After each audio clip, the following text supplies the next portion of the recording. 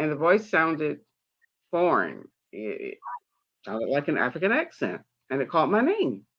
And again, I said, "Oh, that's demonic. Get away from me. Get back to hell wherever you came from." So I don't know. Would that be ancestor or something? Trying to? Yeah. Well, let's just say this. Um, I'm glad that you've had these experiences. I'm very, very interested that you call them demonic based on the Bible because of several reasons. Now, I'm going to recite something that I said that I would send to you, and it comes up in my training materials, but for some reason it didn't come up to you when I sent you the invite. So what I'm going to do is I'm going to put it in chat, and I'm going to recite it, because this is what I say, and this is what you can say. When I say it, forget about that. Who cares? It's what you can say, because that word, calling what happens to you demonic, will not have you healthy. I'm a stand that calling what you experience demonic when you're doing your best in the world, and I have that impression of you, you do your best in the world, will not have you healthy. Okay? So let's just share that piece there. I'm just going to put it in chat, and I'm just going to say it after I put it in chat. So maybe you could see it. It doesn't matter. This is the I declaration. Good. This is the I declaration of the International Black Summit. I declare myself whole and complete. There's nothing to do except be. I assert that I am responsible for generating myself as possibility and distinction. I listen for and grant being to the possibility and creation of myself. My conversation, possibility and creation of unpredictable results for myself. That's what that should say. My conversation of, about, and for those of African descent and myself is one of power. And I notice the whole thing doesn't get populated, so I'm going to have to print it somewhere else. Is one of power, self-generation. My conversation of and about and for myself is one of power, self-generation, abundance, responsibility, unity, and integrity, with the possibility of all that being. I stand for the expression of my spirituality, ending the murders of my man, woman, and child self, building an economy responsible for funding myself, maintaining well-being of my body, establishing a nurturing relationship with myself, providing human service to myself, altering the conversation of who I am in the media, empowering my youthfulness. I declare that I manifest myself in the world as a contribution in the transformation of the universe. And that's June 16, or whatever today is, June 16, 2023. You're in Indianapolis. I'm in New Jersey. And I'm just going to send it to you by email. But the bottom line is you are responsible for your speaking. And I want you to get that you're already an African spiritual medicine woman and a diviner. You're already in that space. So that's why the voice is saying, you got to deal with you. It's a perfect message. You got the perfect message already. So our work together will be to facilitate you coming into your own in that and resting there and actually being in the I amness of that, because there's no reason why you should keep ignoring it, except you have some fears, and we'll just look at what the fears are. Whatever it is that's stopping you, whatever it is that has you not be confident in that, you already got a lot of stuff. So, you have to start using it. Those voices that you heard, who call it demonic because of the Bible or what people say about it. Listen, the prophets themselves interacted with the Creator and said, what am I to do about this? And they got responses. That is how it happens. They heard stuff. They heard stuff. So you're going to hear stuff. You see? That's not the demonic part. What's demonic is when you start doing stuff that hurts people, when your intentions are hurting people. That's the demonic, not the hearing of the voice. Okay? So you got to begin distinguishing that. What do you feel about what I just said? Well, I know that activity that happened when I was standing in the lady's house, I knew that was demonic because it was a very ugly mechanical voice that I did hear, and I felt that it was demonic, and I felt that it was there to do me harm. But for whatever reason, I was not afraid of it. I did not, you know, get up when it said get up, I only feared when I felt that I was being taken into this very dark place. And I was trying to call on the name of Jesus, and I couldn't do it for some reason. I just couldn't. But all of a sudden, things just went back to normal, right? So I know that was demonic. And then my Was father, well, yeah. my father, I mean, at the time, like I said, I was, believer. I'm a Christian, believer in what the Bible said about the dead and so forth and so on. But I've, come past that. And I know that I know the African spiritualism, they honor, the dead, the ancestors and all. And I think, with the history of the white supremacy and racism, they have tried and they have been very successful at it, making Black people believe that our former beliefs, what we were believing before we ever came to this country, was all about, demons and the devil, and you don't want to do that, and so forth and so on. So I've come into that understanding. So Okay. I don't believe that people that had good intentions for you in this life, my parents, they did the best they could, but you know, I mean, all your relatives were not against me, and they are not demonic now that they've passed over to the other side. Yeah. Yeah. So, how does it feel to be a person who hears voices of the people who have passed on? Kind of like I say, I'm still kind of scary and fearful because I'm like, well, what do they want? Why are they calling my name? Because when I heard the name, I mean, the voice the other night, and I had time to think about it later in the day, I'm like, well, could that have been the ancestor I've been calling on? And if I had answered, what would have happened? And, and I know now that they come in voices because they can't manifest themselves in the body because they're no longer in the physical body. Then this spiritual realm, right? And I'm like, well, Mhm. why couldn't they come in the day and talk to me? But that's because during the day you're all busy, you're doing this, doing that, sitting in front of the TV. They don't have your attention at the time. So So, I have to kind of grow and progress with that. okay. You use the word intention. Can you say what you just said again with the word intention?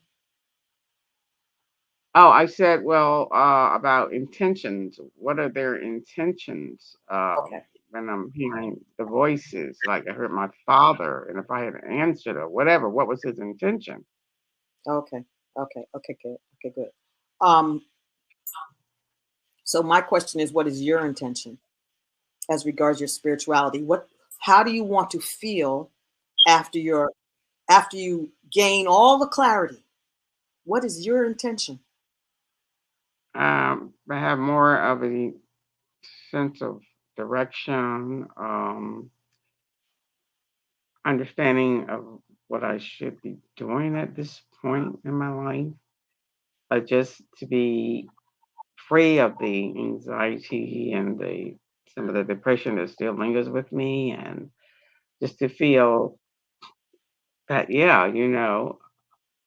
I can make this connection. It's grounding, and my heritage and my understanding of who I am in that sense, apart from what Western society, says Black people are or are not. Okay. All right. Okay. Good. All right. So what I want you to get, and I'm an energy worker. I don't know psychology per se. The only class I took in psychology was social psychology. I am not a social psychologist. And I'm about, and what we're together doing is to explore the energetics of what it is you're speaking. Because what you're speaking may not support you in the way that you feel, may not support you in reaching your intentions. Why? Because it's a response. It's a response to white supremacy. A lot of it. A lot of what you're speaking is about, I'm unhealthy because of them, because of this. Okay? And so what you have intrinsically, innately inside, what's in the core of you that you're going to get firmer about as we go along, and you'll hear me say inshallah, which means by the grace of God, by the will of God. Inshallah, by the grace, and grace is another word for energy, you will get firmer in that grounding that you seek because you already have it. And it's about being firm in it because you have it. You have it. And that's what I love about what I've been given about a person like you, that you are able, really big 4-letter word, really big 4-letter word, meaning that let's come back. Let's draw our energies back. Let's draw our energies back from the world. Because a lot of what you've said in the first exploratory session and what you're saying now, a lot of it is about the other people, the people who have gone before.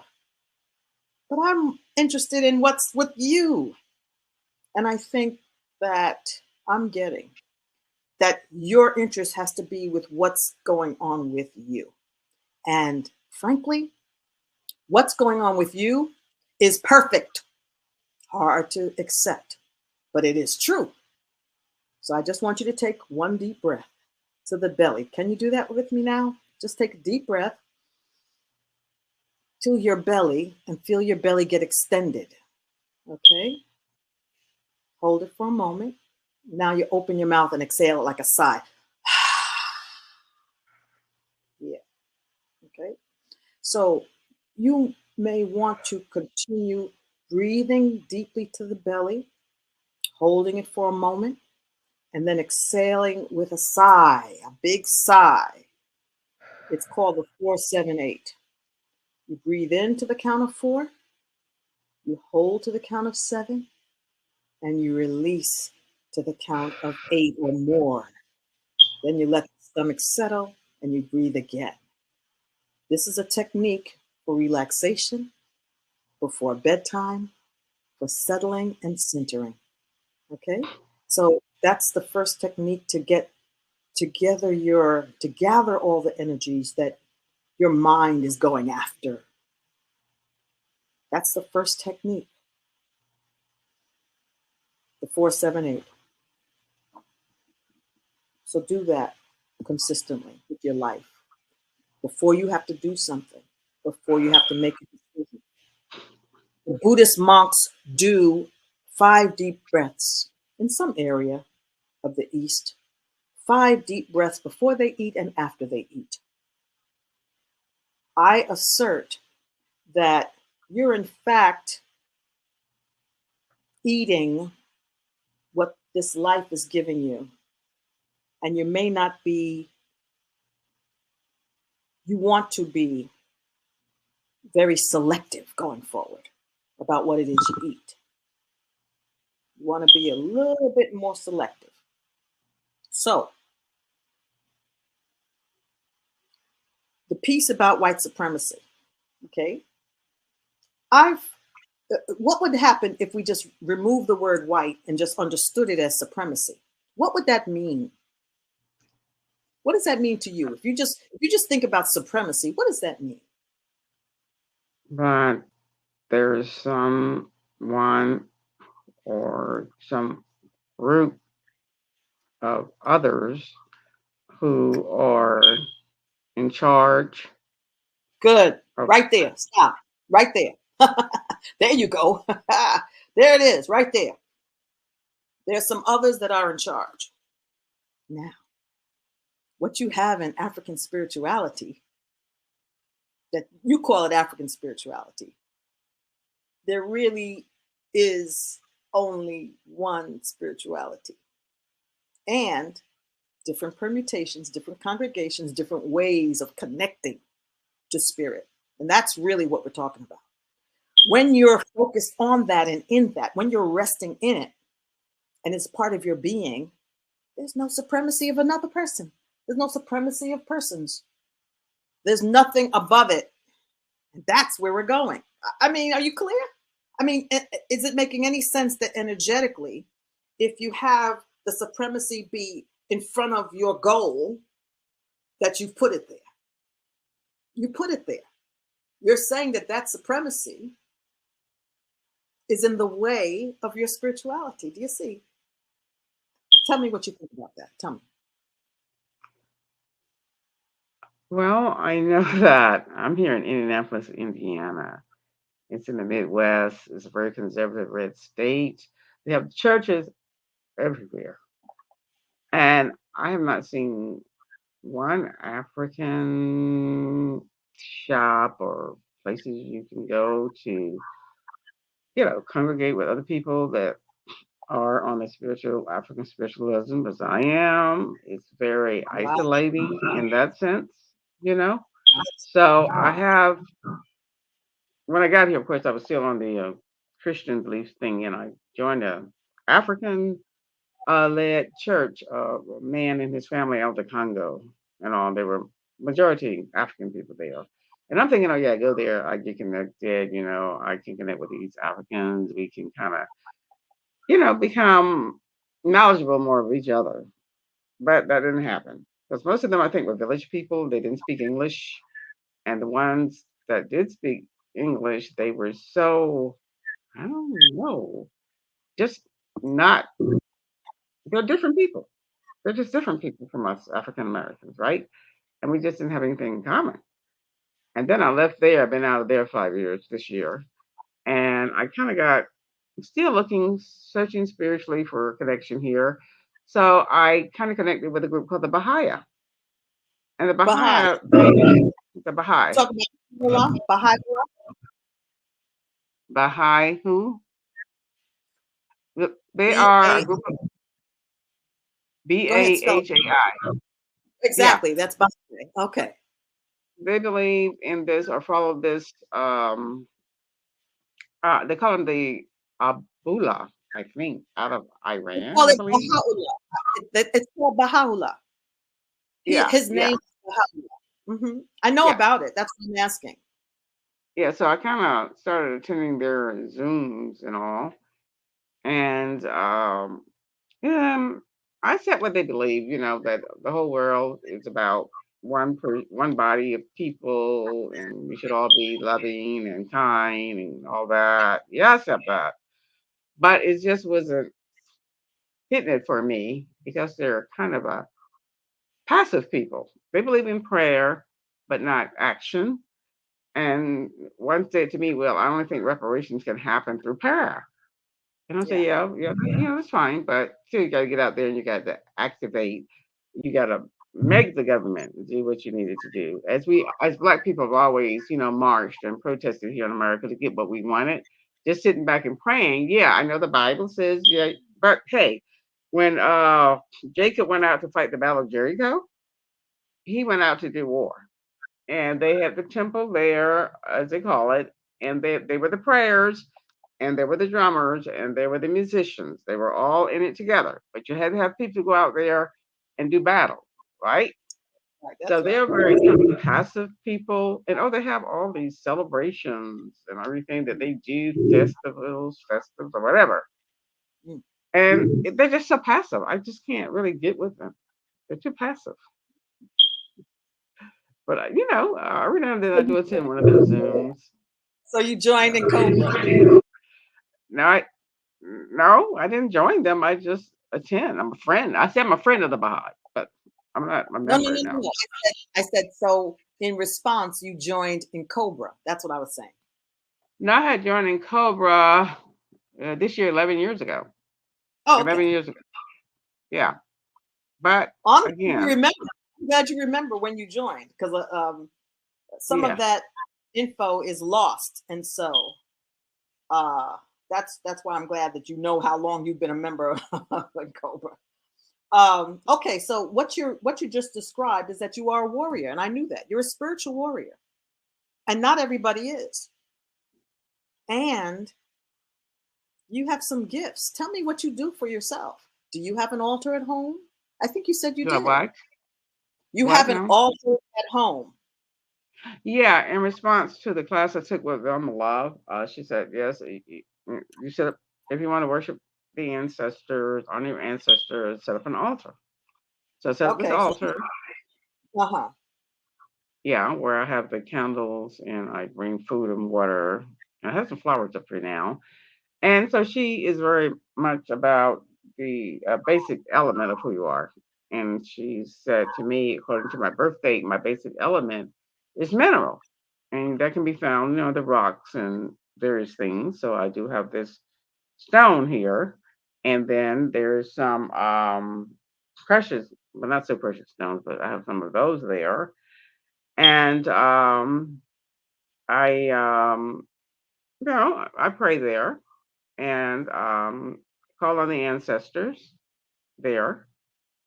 And an interesting thing, though, interesting thing.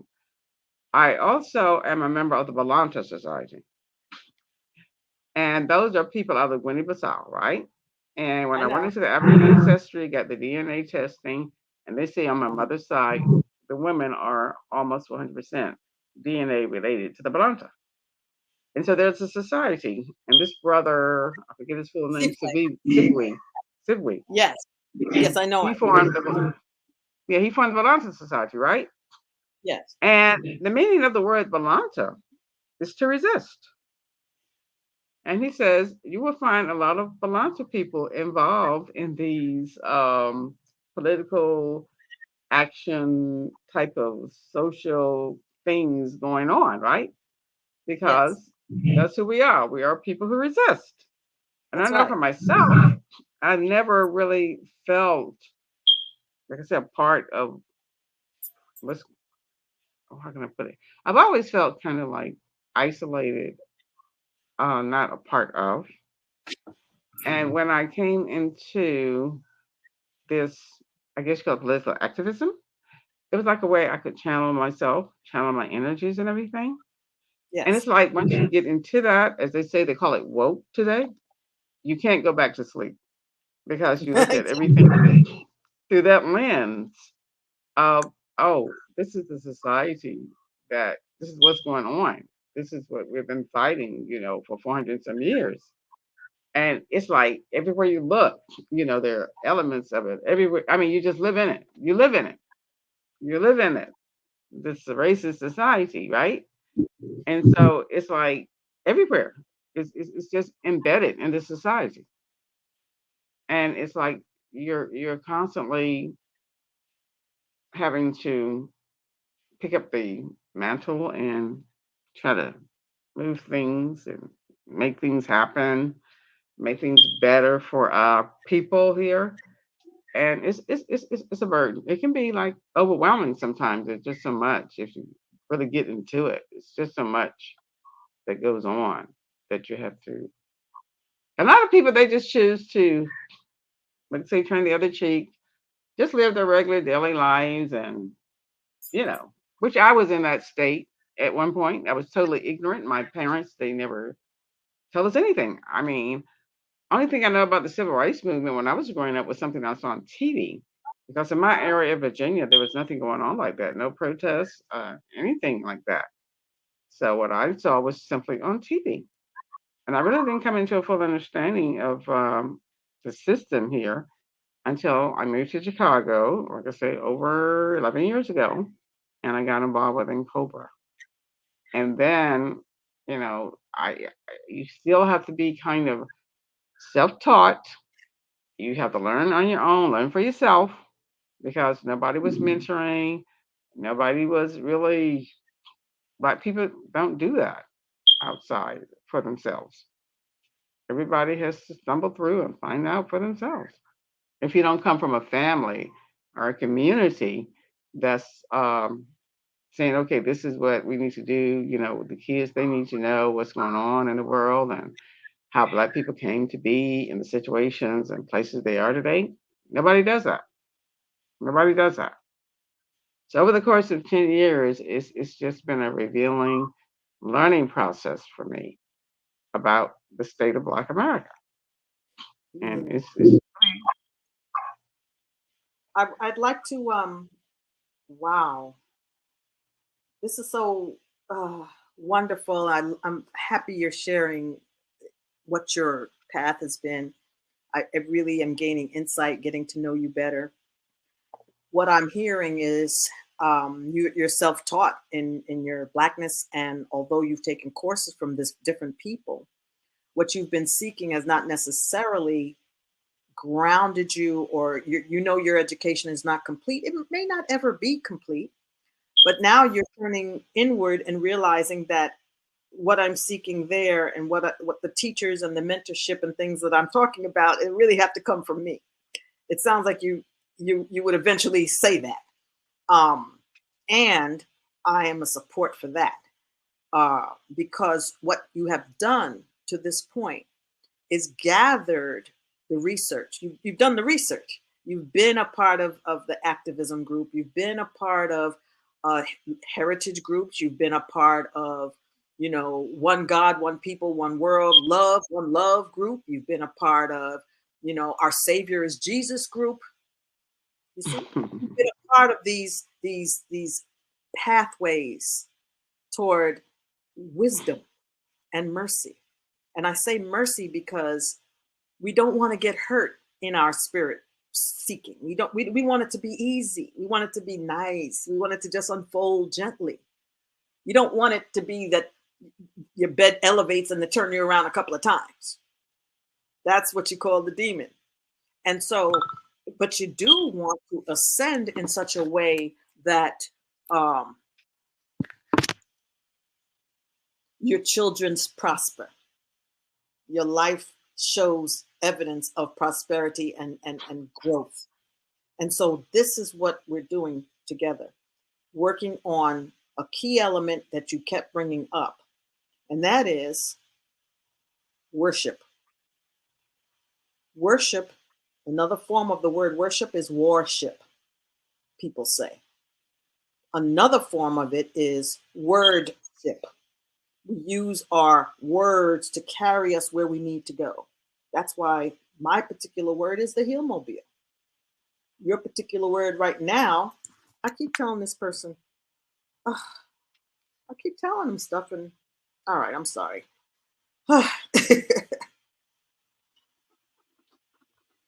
Your particular word is, what does it mean to worship? Okay, you're using the word worship in such a way, and you're saying that you want to practice African spirituality, and you're using the word African in front of spirituality as if it modifies it. And I want you to get that I'm not here to change your belief system, but I am in your life to clarify the meaning of worship, because it well, do with service. Let me just get this energetic piece delivered. well, To do with I know service. that I've been, I guess, taught or immersed in since I was a child, like most Black people, was American spiritualism, right? Based on the Bible, King James Bible version of the Bible. And Yes. there are a lot of, I would say, lies. There's a lot of those things in the Bible that was forced upon us. First of all, it was forced upon us, right? That was the Yeah. only book we were allowed to read when we were slaves, is the Bible. And it was Okay. like mind, controlling the mind. And once you control the Yes. mind, you control the person, right? Yes. So to separate ourselves from that mind control, and Mhm. getting back to the roots of who you are Mhm. is connecting with your African heritage, Yes. your African identity. And you become so much more of who you were intended to be in the first place. Okay? Okay. Because we were torn away from our heritage, our language, our culture, and all that, and made to accept what was the white people said we should accept. So why Yes. should, if you're coming to the knowledge and understanding of that, why then would you want to continue in that lie that we were told? All right. And So, finding out that I was a Balanta person and that I actually, have that heritage. I know where my people, on my mother's side at least, came from. Why yes. would I not want to embrace that heritage? Okay. It makes So, sense. okay. So I was, let me, I'm not saying that you shouldn't want to. I'm not saying that you shouldn't want to. What I was trying to get to was the meaning of worship as service. And I was trying to, let me choose my words. It's not about what I'm trying to do. It's about,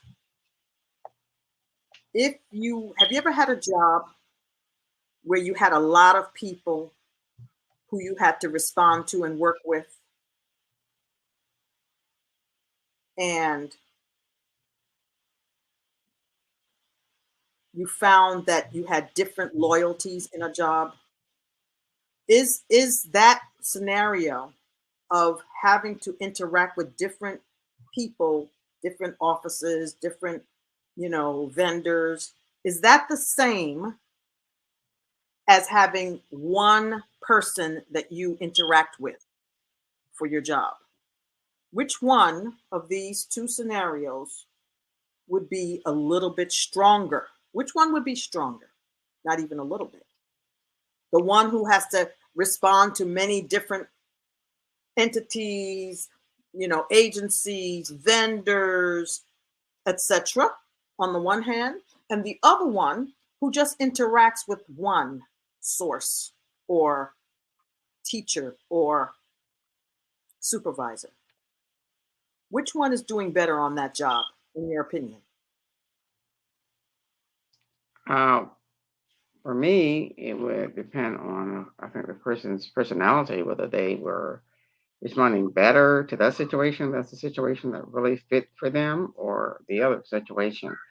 And most of the outside jobs I have had, I've dealt with mostly, the supervisor type hierarchy type thing, one person. Okay. And that's suited me. Okay. So try to just, do you hear that the one who does not have agency but must answer to many people doesn't have the same kind of agency as the one who deals with one supervisor? Do you see? One supervisor is easier to manage no matter what your personality. The messages, the job, how it should be done, deliverable, the outcomes. When you have just one supervisor, you're in a stronger position than if you have more than one that you have to interact with and follow up with. And that's a little bit more stressful. Let's put it just like that, just a little bit more stressful. Okay. And so this is what you have in, this is an analogy for what's going on in the spiritual world now. Maybe it's not the best metaphor, analogy, whatever, but the point of it is why I'm striving to have you really consider what worship means, is that honor, service, and worship are not really all the same. They're not the same. And so honor is how we are to treat our parents, their parents, their parents, the ancestors. We are to honor them. We are to, I have a difference of opinion. from Velma Love. I'll be direct. We are to honor. The word honor means you pay due respect. You pay due respect to that which has had you be here in wholeness and completeness, aware of your faculties, and you say thank you. And if they're in your presence, your parents, you treat them kindly. You do not go against, you don't disrespect your parents because it has a way of coming back to you. In that sense, you don't disrespect that which came before you in terms of your lineage, or else it accrues to your demise. Now, those who are not here, you're equating, well, you may be equating, and we gotta just listen. And that is, the creator made all of this stuff. The creator did all this stuff. And so the angels and the ancestors are in other realms created by the Right. creator. Okay? Yeah. So the ancestors themselves, do you think they want you to honor them, or do you think they want to honor the creator? I just want to know, what do you think? Well, I have some conflict there with Okay. my mother in particular. She wasn't a kind woman. So put And that light in front of you. Is it possible to put that light in front of you? Having it behind you is not helpful. it doesn't. Okay. There you go. Not Okay. too Well, far. All of a sudden you put it I too had far some away. issues with her. She was very unkind. I think Okay. she's a very frustrated, and she, you know, All right. relayed that. It was difficult dealing with my mother. Um, What and you when may she died, before she died, she was in a nursing uh-huh. home. Well, she didn't really have to go to a nursing home. She had 7 children, right? Okay. I mean, there were originally 11 of us, but now there's 7 of us now. Okay. And she chose to go to a nursing home. And my sister said something, my older sister, that my mother thought her children were her enemies for some reason. I don't know. And I know she had been cruel to me because I seemed to be the one that was always trying to go back home, because I had dealt a lot with mental illness, depression, and diagnosed with something called avoidant personality disorder. I struggled for most of my life with all of that. And then there was an ex-husband raising 2 children on my own, and it was just a lot for me. So I was always trying to go back home. And when I did, she didn't make me feel welcome. There was a lot of restrictions in the household. Don't do this, don't do that, don't go in there. I mean, it was just hard with her. Yeah. So before she died, she was in this nursing home. And I tried to connect with her there because I was living out of state at the time. I would call, she was not available. I would call, oh, I need to go rest and go to bed or whatever. I mean, it's just like she never nurtured me. I Okay. suppose to Okay. a lot of the angels would say the same thing. Hepzibah. Hepzibah. I'm trying to pronounce your name correctly. What I would like you to do is speak to your mother right now. I would say, I know you did the best that you could, and I Okay. wish your life had been more so the way you would have wanted it to be. I'm sorry that you were frustrated and angry and just not the nurturing mother I wanted you to be. But you were human, you have your faults like we all do. And if you had so many children, perhaps you should not have had them if you were not able to mother them. And I do thank you, for giving me life and for me being enabling me to be here today. And I pray that you are resting in peace. Okay.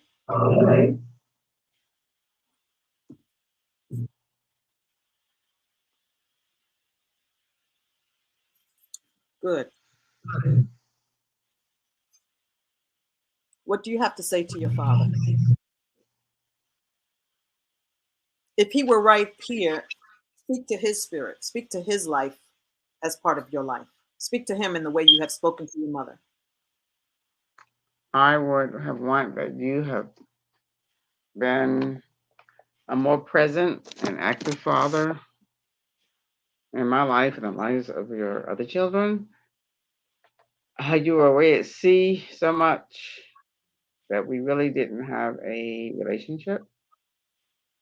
And when you did retire and come home, you simply found your easy chair, turned on the TV, and that was like your whole focus. So I do resent that you were not an active father in our lives. I wish that that had been different and that you were still here and could make it up for us.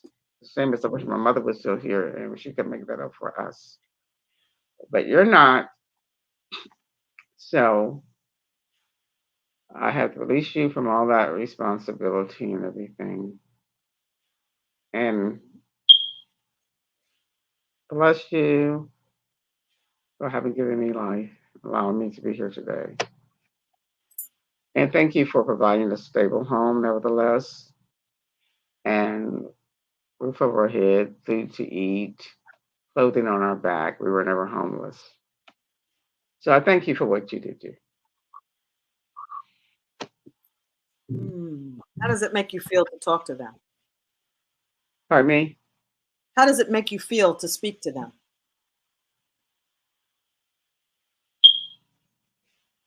Okay, I guess. Okay. They're both ancestors,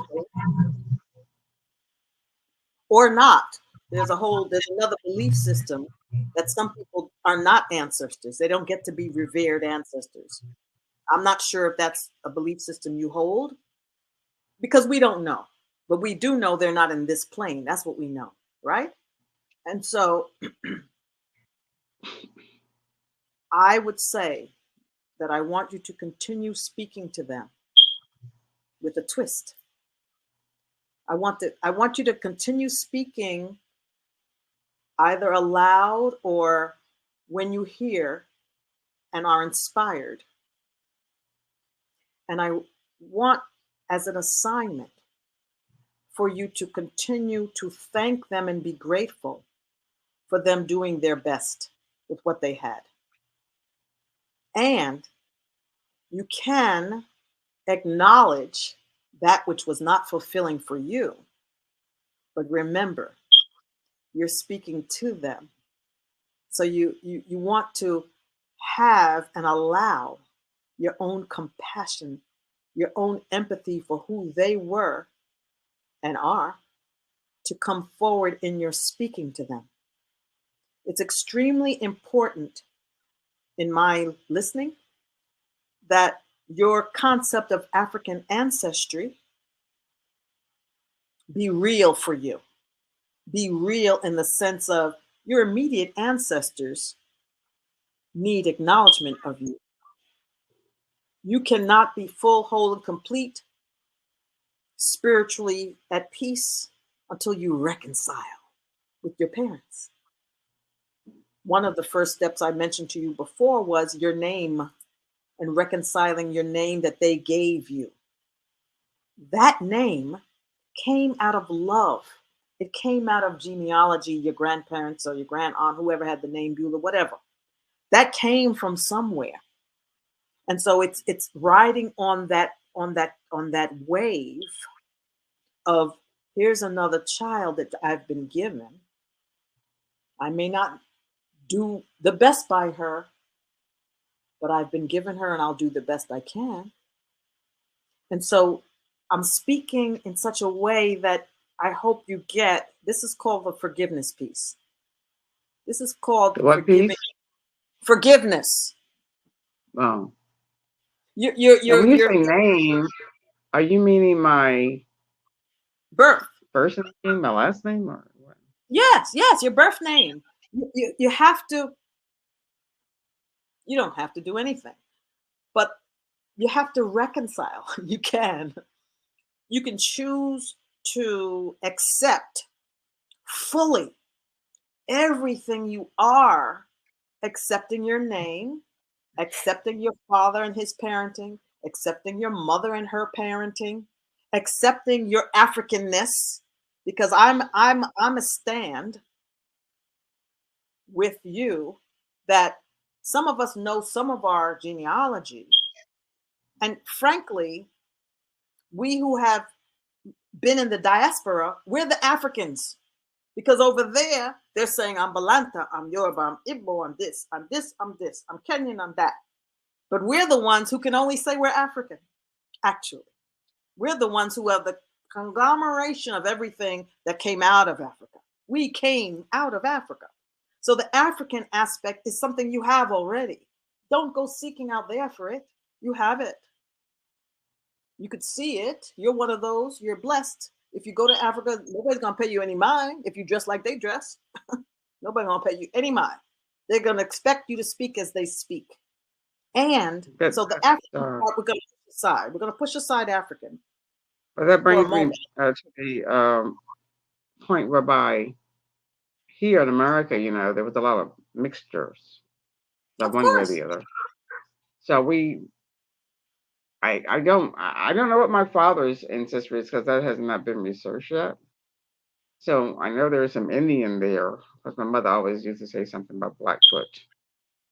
And I have a cousin who's researched the Indian side, and I believe there's always the mixture because our maiden name, my father's last name is Clark, and that is, a slave name, a slave Yeah, name. of course. Yeah. So And we don't. you don't what? Go ahead. What were you saying? You don't what? I don't feel I should honor that part. Yeah, that's the problem. You don't see that you should honor that part. That is your issue. And that's what you're going to continually bump up against. You're going to continually bump up against that you don't see why you should honor a part of you that gives you pain. And I'm saying to you, in order to heal yourself of that energetic pain that rests in your mind and your heart, and you keep hearing, you have to address it. You have to face it, confront it head on. Yes, it did not always begin with love. Yes, it may have been wretched rape, you know, slave conditions, all of that. We all have that in the diaspora. We all have some semblance of that. We all have a similar aspect of pain. That's why we're reparationists. That's why we're reparationists. Because our creator says, you don't stand by and let injustice happen. You stand up against injustice. You're a spiritual warrior fighting injustice. But it's in the present. How you got here, the past, the ancestral realm of all aspects can just be honored as history. You don't want it to use it. You don't want the ancestral piece to be part of the fuel of what makes you sick. This is what can be depressing if you stay inside of the pain of the past. This is called generational epigenetic, trauma. Don't stay there. It's not good for the soul. You cannot forge that spiritual connection with the trauma constantly pulling at you, the memories constantly pulling you back to how wrong people did you, you see. You're bigger than that. This is the next concept is honor your parents, honor them, get into that languaging of honoring everything they did. Try to find and look at, well, they did that pretty good. They did that pretty good. That was really a positive from them.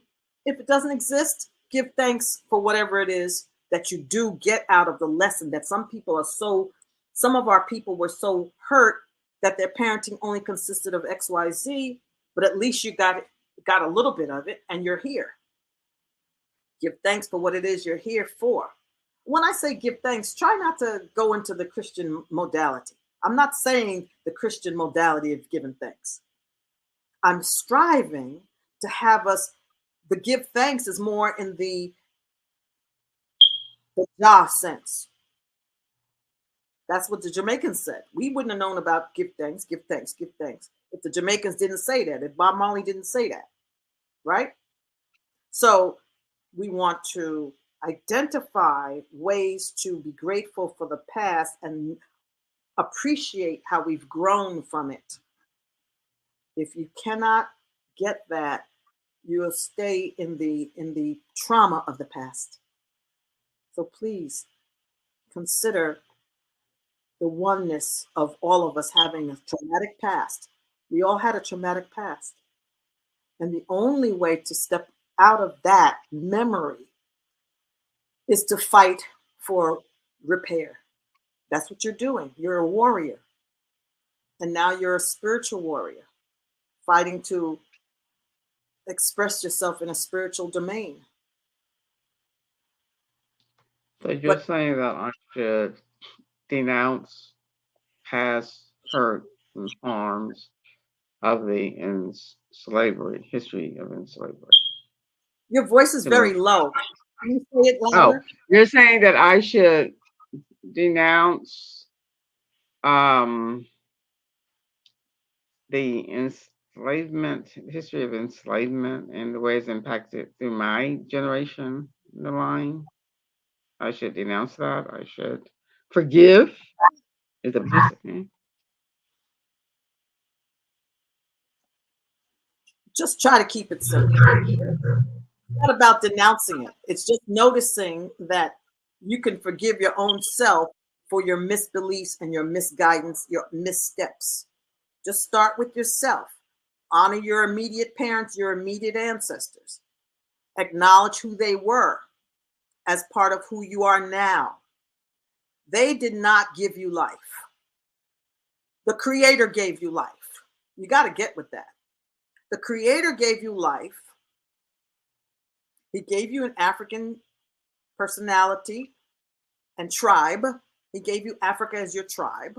You can call it Africa, you can call it Hebrew, whatever you want to call it. He gave you who you are in terms of the culture and society. It gave you, if you want to, ancestors that you can acknowledge, but be very clear that when you're serving and fighting for righteousness and for justice, you're not fighting for your ancestors. You're actually fighting because the Creator allowed them to have you and allowed them to have the prayers that are you. You're the answer to their prayers. I'm not saying to abandon or ignore the history, but it must be put in context. It is not now. Now, you're a spiritual warrior, you're a reparationist, you're an activist, you honor your parents, you're forgiving yourself. That's your homework. To look at that statement I sent you in the email. Say it until it makes sense. Until our next meeting. Say it until it makes sense and you agree with everything that's being said there. We could have just gone into that and just explored everything we've talked about so far using that statement, that I declaration. But I'm whole and complete. You're that. You're that. There's nothing wrong. And so it's like, think about it, I'm being held captive by the actions of people from the past. They're still holding me captive by that. That's in your mind. I mean, that's where I am struggling with that, of being held captive to things that occurred in the past. And yes, you're being held captive by the past because you're referring to it constantly. You're referring to it and it keeps you depressed. You're referring to it and it keeps you conflicted. You're referring to it and it has a hold over you. You're referring to, you may be using the ancestor altar to stay in the past as well. There really is only the oneness that the ancestors came from. They're praying that you get that. And when you call on something, it's not individual ancestors. You may have a sense that they respond to you, and what created them. When I speak to my African friends and I ask them, why do you think we were taken out of Africa? What was the reason we were taken out of Africa? They all tell me it was spiritual. We did the wrong thing. Our people in Africa, of the various groups, tribes we were part of, mine are Hebrew and Yoruba on my mother's side. I don't know on my father's side, but it may be the same as you on my father's side. But the people that, matter of fact, there's definitely some Ghanaians on the father's side, because my grandfather's from Jamaica, grandfather from Guyana. Long story short, there was we did wrong. We did spiritual iniquity. Well, I if we want to go to that spirituality as a reason for our enslavement and taking out of Africa, I can relate to the Hebrew Israelites as the true Hebrews, because they're saying, okay, who are these people that were taken captive and that they would be dispersed throughout the diaspora of the world, and they would suffer at the hands of their masters for 400 years. That's our history. That's our history. Not the fake white Jews history. Okay. They only suffered like 4 or 5 years under Hitler. Okay. I mean, they stole our heritage. They stole our heritage. That's our heritage. We're on the same page. We're on the same page. There are thieves out here. There are thieves out here claiming a direct connection with a heritage that's not theirs, and they adapted it.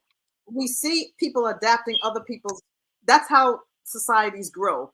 If you have a conqueror, people, take on some of the conquered people's culture. That happens throughout life. There was a time where the African Black Egyptians had slaves who were European. They looked like Europeans. So I could say it like this direct. Get over it. We enslaved you for many more years than you enslaved us. We're finished with that. We are finished with that. That's over.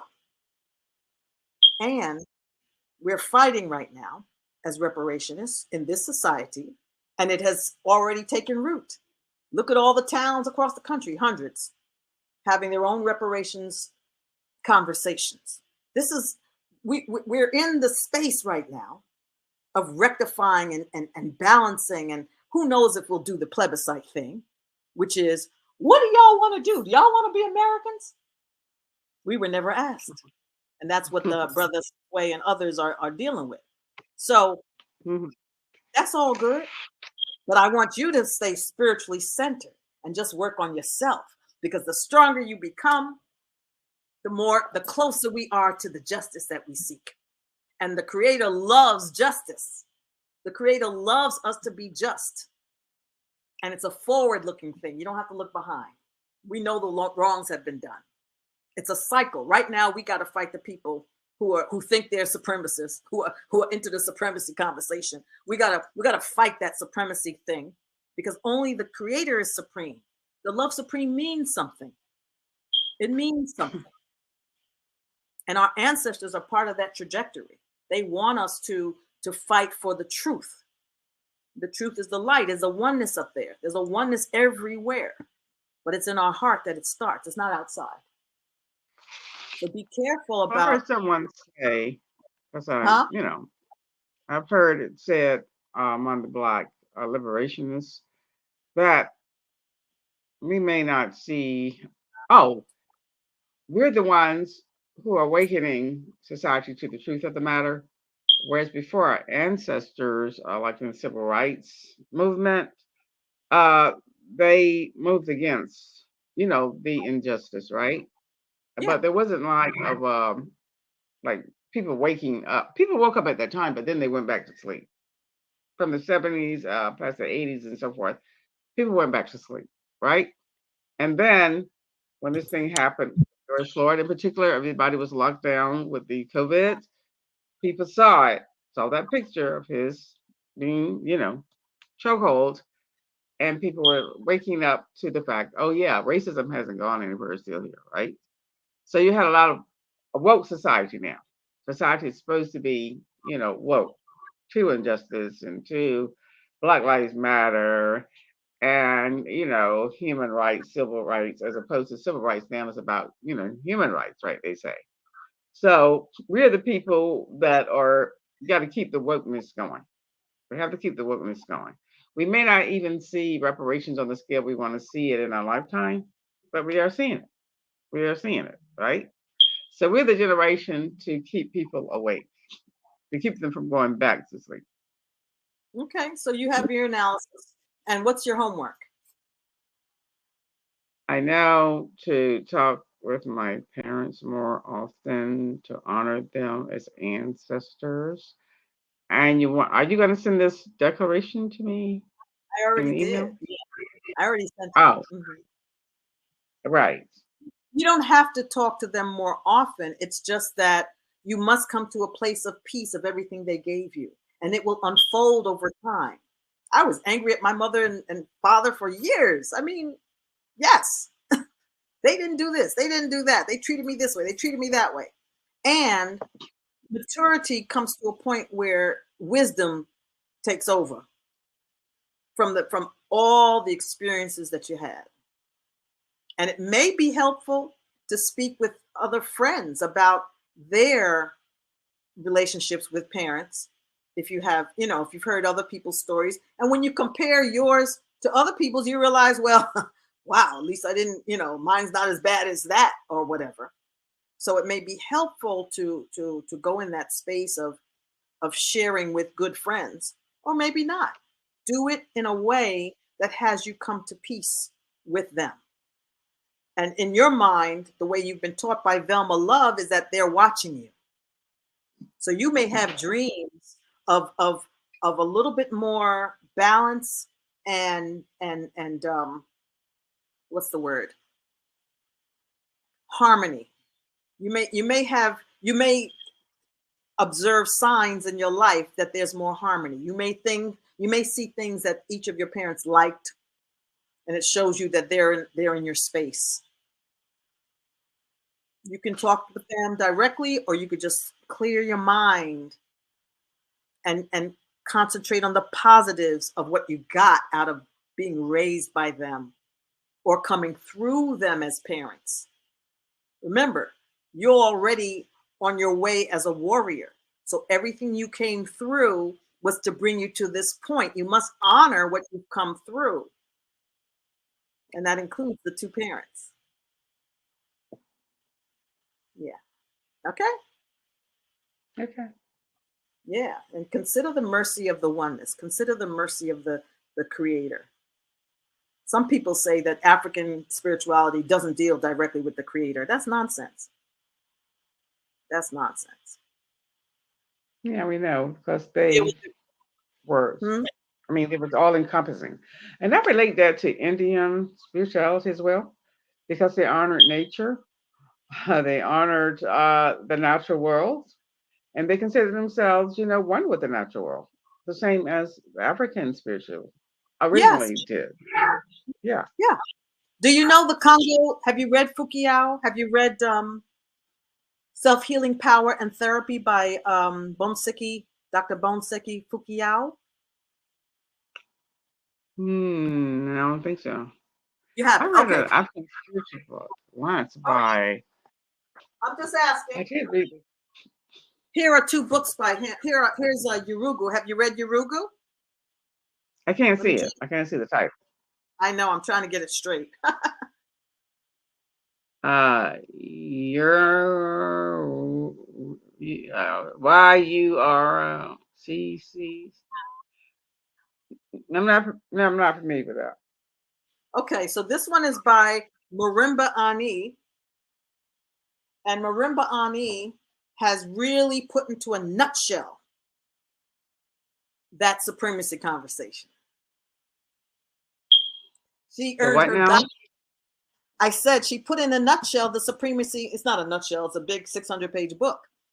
She analyzed the supremacy gene and concept and culture using the Oh, African culture of the Dogon people as a oh, way to describe what we're going through. oh, okay, And it's okay. excellent because she puts it, they are called the Yurugu. They are the Yurugu. So they have certain behaviors that you cannot stop.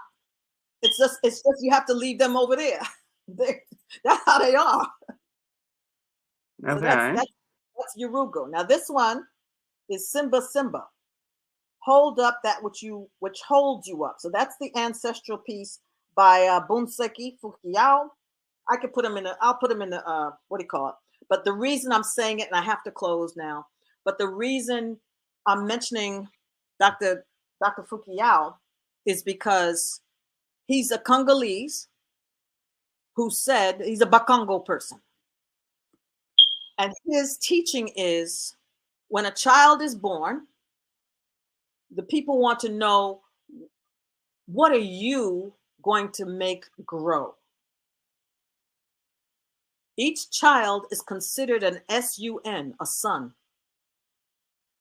So the idea is when the child comes out, it's like new life of such major respect that the ancestors, they've come through the ancestral line, and now the community's gonna grow and blossom from this child coming into life. What are you here to make grow? Is the question they ask of the child. And they look for signs so that they know what to name the child. So that's what it's in that spirit that I want you to think about your life. What are you here to make grow? It's an African concept. This is the kind of thing we lost, you see. This is the Right, kind of thing we lost. Just basics, just basics. So right, your homework is to honor your parents, begin to feel good about everything that you've become aware of in terms of your life. It was wonderful you had 11, there was 11 siblings, whatever. You know, whatever. Just begin to be grateful. You may write them down. I'd like to see that. Write down maybe the 5 or 10 major things that were so good about your upbringing. No one has but you. Okay? And then right. look at that statement I sent you. Okay? You Okay. want to meet this time next week or do you want to change the time? I think we said Sunday at the same time. 7? Didn't we set up? That's not the best for me, actually. It's not. No, it's How? not. Two of the things that I'm involved in on Sundays that Really? I always have to minimize them. But we're going to spend an hour next time. This time we took an hour and 15 minutes or so. Um, this time works for Oh, me. I have a meeting at they. 11 now. If this doesn't work for Okay. you, mhm. 19, 20th. Well, how about again on next Thursday? I Okay. think that is what day And is what next Thursday? Huh? on the Next 22nd? Thursday? The 22nd at 7? Okay, that should be fine. That Remember, should be you said fine. that I thought you said that your group now has meetings at that time. No, I didn't say that. I just Okay. said that the group I had yesterday, they just popped up the day before and said we're gonna have this membership meeting. So I see. basically, I see. Okay. yeah, but I don't think I have. Let me check the calendar, but may not. Oh boy, I've been sitting down so long, I'm stiff. Okay. Oh, Calendar. I'll check the calendar here.